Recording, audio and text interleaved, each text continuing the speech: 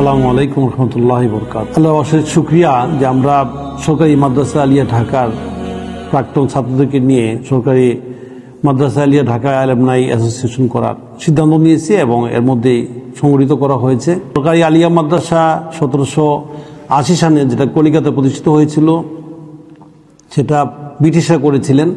47-এর বিভাজন, 71-এর মুক্তিযুদ্ধ, এছাড়াও 90 গণ অভ্যুত্থান, স্বৈরাচার বিরোধী আন্দোলন এবং জুলাই 24-এর যে বৈষম্যবিরোধী আন্দোলনের গণ অভ্যুত্থান, পুরাটার মধ্যেই মাদ্রাসা আলিয়া ঢাকার ছাত্রদের এবং ছাত্র নেতৃবৃন্দের বলিষ্ঠ ভূমিকা ছিল, সক্রিয় ভূমিকা ছিল এবং তাদের অংশগ্রহণ ছিল অনেক গৌরবোজ্জ্বল।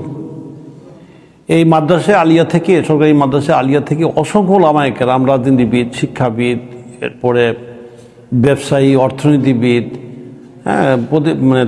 তৈরি হয়েছে। কিন্তু দুর্ভাগ্য, এই মাদ্রাসা আলিয়া ঢাকা সাবেক যে ঐতিহ্য রয়েছে, সেই ঐতিহ্যটাকে ধরে রাখতে সক্ষম হয়নি আমরা। সেটাকে সাবেক ভাইদের করণীয় সম্পর্কে আমরা চিন্তা করার পরে আমরা ভেবেছি যে সাবেক ভাইদের সংগঠিত করা দরকার। তা আমরা আশা করছি এই মাদ্রাসা আলিয়া ঢাকা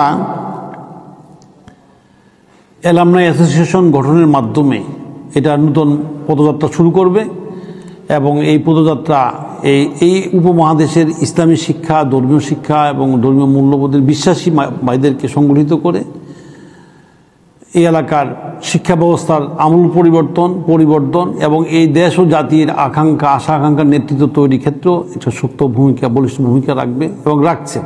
আহ্বান জানাচ্ছি, আসুন আমরা এই সরকারি আলিয়া মাদ্রাসা অ্যালুমনাই অ্যাসোসিয়েশন এর সদস্য হই এবং ইতিমধ্যেই নির্ধারিত সদস্য ফি জমা দিয়ে অসংখ্য সাবেক ছাত্র এবং ছাত্রী এখানে সদস্য হয়েছেন। আশা করছি যে যেখানে রয়েছেন আপনারা এখানে অংশগ্রহণ করবেন। এই আবেগ এবং ভালোবাসাকে আমরা কাজে লাগাতে চাই। ধন্যবাদ সকলকে। আসসালামু আলাইকুম রহমতুল্লাহি ওয়া বারাকাতুহু।